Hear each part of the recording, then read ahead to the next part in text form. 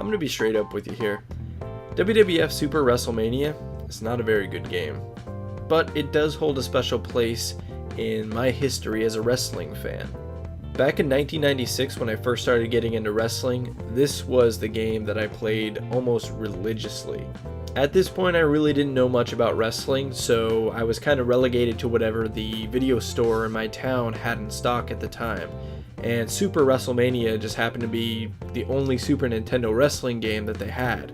In fact, Super WrestleMania was the only Super Nintendo game I played back then on my Super Nintendo. I didn't play Raw or Royal Rumble until much later. It's been a while since I've played Super WrestleMania here, so I thought it'd be a good one to review next in the series of wrestling games I'm reviewing. Is it really that bad? I mean, it does have the LJN logo on it, so that could be a bad omen, but let's check it out. WWF Super WrestleMania was released in February of 1992, just 6 months after the release of the Super Nintendo system. There was also a Sega Genesis version released the same year and contains a championship mode where you run through a ladder of contenders on your way to the WWF title, something that the Super Nintendo version is lacking. There's also a difference in the rosters as well.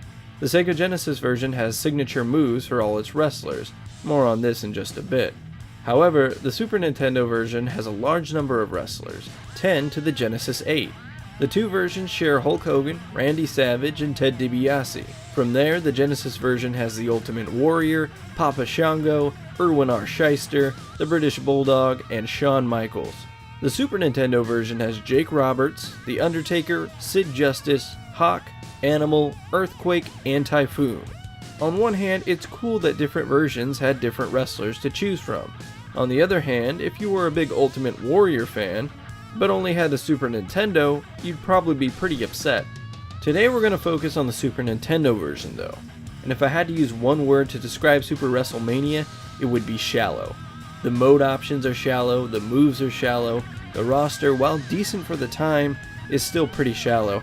Everybody has the same moveset, which makes for pretty boring gameplay. I mean, it doesn't matter who you play as because they're going to play the exact same. It's literally the same wrestler with a different skin. This game really kicked off the whole mash buttons fad in wrestling games too, as you're going to have to slam on the face buttons to win a grapple. This does make things a bit more intense, but it also gets really tiring after a while. There's also an exploit where you can just kick your opponent over and over again while they're on the ground. Now, the Sega Genesis version does offer signature moves to vary the characters, but it's still not enough. The look of everything is okay, the character sprites are at least recognizable, and look at this digitized Howard Finkel. Isn't he the best? The Fink even has his own sprite in the game that shows up before a match to announce the fighters. We also have a Vince McMahon and Bobby Heenan in the background that animate as the match goes on.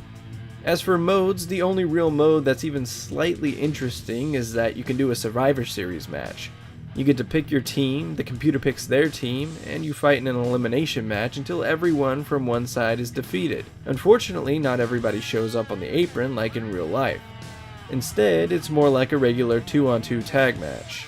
You can change who your opponent is on the apron at any time by pressing the select button.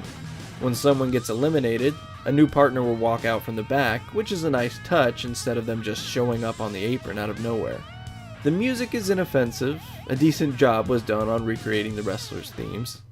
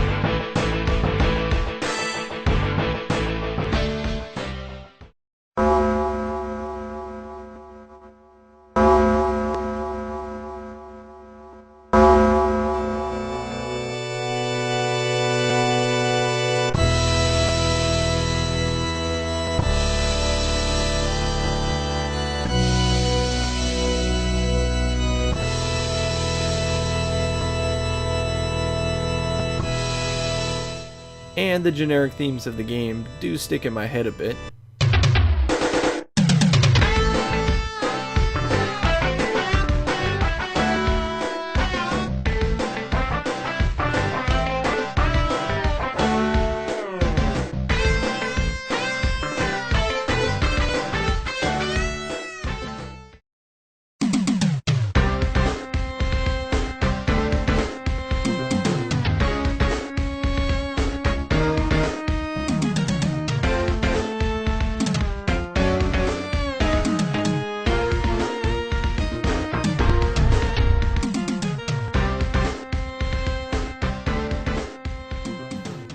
I do like the roster that's included with the Super Nintendo version, but again, it doesn't really matter since everyone does the same stuff.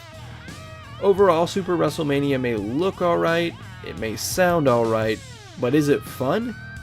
No, not really. It's missing any kind of depth. This game would essentially kickstart a slew of WWF games made by developer Sculptured Software, all the way up to WWF Warzone. I plan on reviewing all the games by Sculptured Software eventually, and I hope that this is the most basic of all those games. This was also one of the final WWF games featuring Hulk Hogan until WrestleMania X8 and WWE Shut Your Mouth. A decent attempt at an early Super Nintendo game that just doesn't hold up today. I give WWF Super WrestleMania 1.5 stars out of 5.